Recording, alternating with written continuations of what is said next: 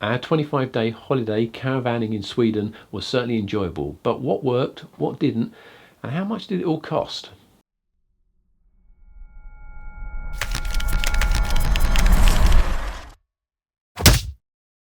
Hi, it's Dave T here, and back in August we spent 25 days travelling to and around Sweden, and it was without doubt one of our best caravanning holidays so far. Completing such a trip certainly gives you a good idea of what worked well and what was less than optimal, both in terms of kit and also general approach. So in this video I'm going to cover what kit we took and how well it performed, give an overview of caravanning in Sweden, and if you stick around to the end, how much it all cost. So if you haven't seen the 3 videos of our trip to Sweden, then I'd recommend you take a look at those to give you a blow-by-blow account of our trip. But for the purpose of this video, and hopefully without too many spoilers for those that haven't watched the trip videos, here's a breakdown in numbers of our trip. We set off for the trip on the evening of August 1st and got home late on the 26th. This meant that we were away for 24 nights, 23 of which were spent in the caravan and the first being on board the overnight ferry. We stayed at 10 campsites, and in total we covered 2,717 miles in the trip, 2,372 of which were towing. Total travelling time whilst towing was about 68 hours, and 50 hours of that was actually kind of moving or driving. When we set out for this trip, we deliberately reduced the amount of kit that we carry, partly to keep the weight down, but more importantly, this was a trip based on frequent stops, and the kits that we weren't going to use would simply get in the way, making setup and teardown times longer. Now, the most obvious kit change was to take our Camper Dometic Sunshine Air Pro 400 canopy instead of a full awning. This would not be used on one-night stops, but could be set up in less than 20 minutes on the 3 and 4 night stops, with minimal effort using the electric Gale awning pump. Both of these worked really well, and also this trip was the first time that we took and actually used the side panels for the air canopy. These give a bit of extra privacy and wind protection and work well. The Sunshine canopy only needs 6 pegs to tie it down, and we took a reduced set of our Peggy pegs with us. This included not quite all, but most of the different peg types that Peggy pegs make. We encountered various ground types travelling through Sweden, and the Peggy pegs worked well in all of the ground types that we encountered. If you are interested in buying some of the Peggy pegs, by the way, then there's a discount code, which I believe is DT2 13, and you can use that for a discount at the Peggy Peg site. I'll link it in the description below. We also used our trusty lock and level airbag leveler, which allowed us to get the van level every time without the time-consuming process of using levelling ramps. Before our trip, I researched what driving in Sweden was like, and 2 things kept being mentioned. One was that the roads were clear and typically with low traffic levels. The other was that the Swedish are very hot on speeding. The police can and will confiscate driving licenses on the spot.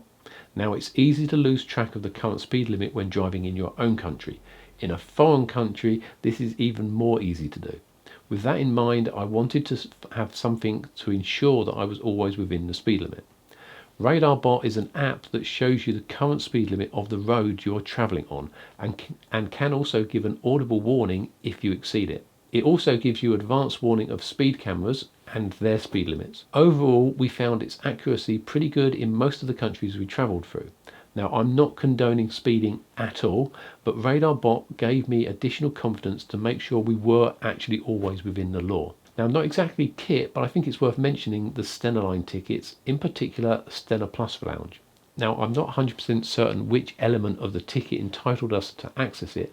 I believe it was the premium options on the ticket. But basically, the Stena Plus Lounge is a separate lounge which is less crowded, only accessible by people with this type of ticket, and most importantly, has free drinks and snacks for the duration of the voyage. Now, we only used this on the return trip, but it did make the journey home that little bit more special and relaxing.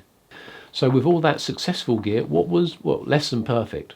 Well, after caravanning for as many years as we have, as you'd imagine, we've got the kit that we use pretty much dialed in.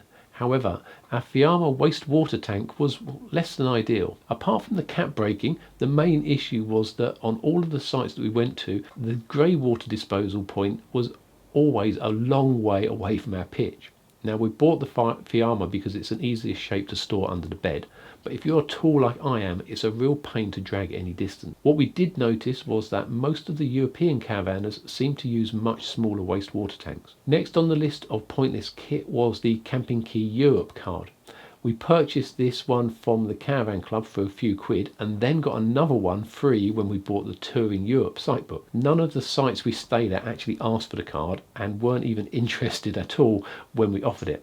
Now that may just be the sites or even the countries that we stayed in, so it'd be great to know if you've been asked for this when touring in Europe. Let me know in the comments below your experiences. Also, we've actually been trying to learn Swedish using an app called Duolingo, and the app does actually work quite well, so it wasn't a fail in that point. And let me know in the comments if you'd like a review. But the issue with Sweden is that almost everyone speaks English, so it's very difficult to try and practice speaking Swedish, which, given the complexity of the language, is probably not a bad thing, but it felt like a bit of a waste of time trying to learn Swedish anyway. So what's our assessment of caravanning in Sweden? Well, in terms of the roads, with the exception of when you're near to major cities, there is very little congestion. This makes journeys between sites fairly predictable and enjoyable.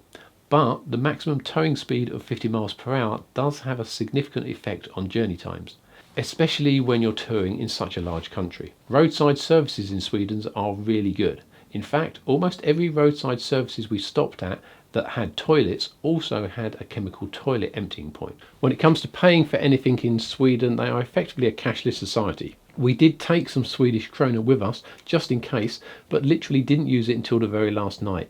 And that was paying for a meal at the campsite just to use up the cash.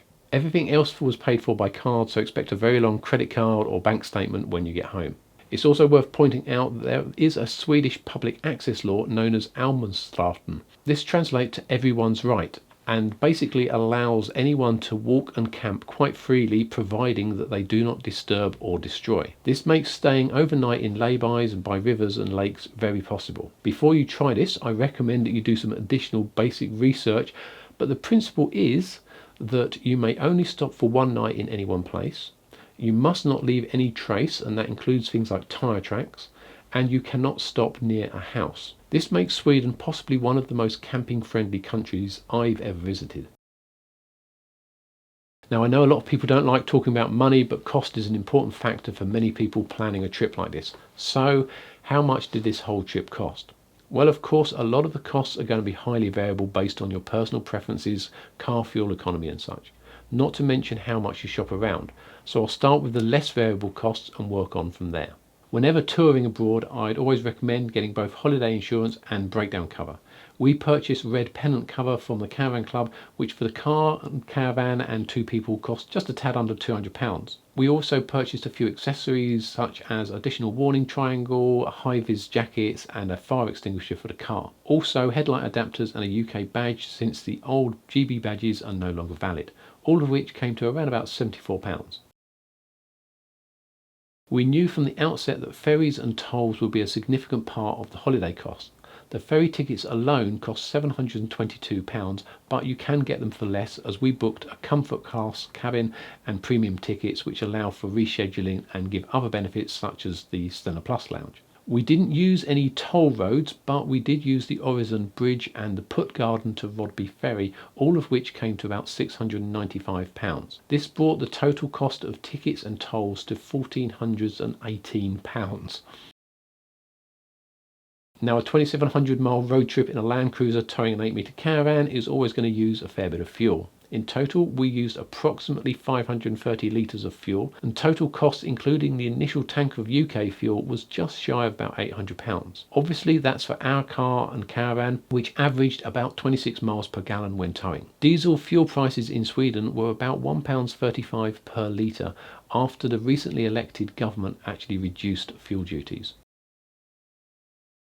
We decided to book all of our sites in advance, though we did change the Linköping site and the penultimate site, as you'll have seen in the previous videos. Overall, I think the fully planned approach worked well, bearing in mind our time constraints.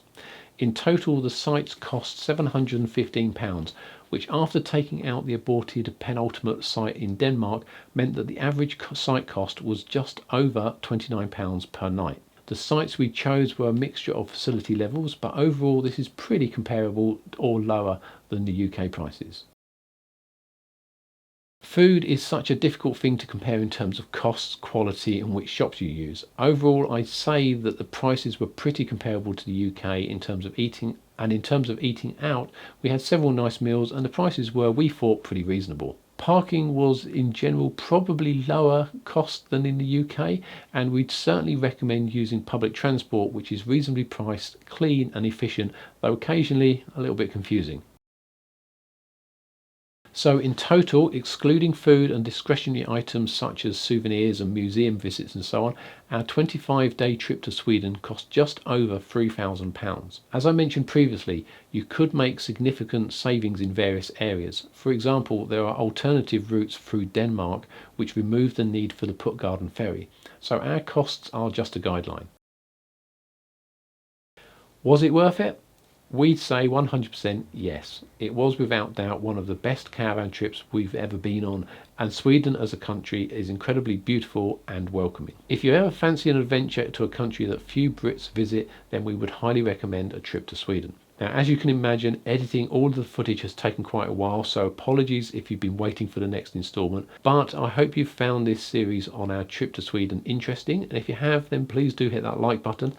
And also, I'm considering making a video about how I went about filming such a long road trip. If you're interested in seeing that, then let me know in the comments below. If you are interested in seeing other videos I make of caravan, motorhome related topics and our future adventures, then please do consider subscribing to our channel. But most of all, thanks for watching.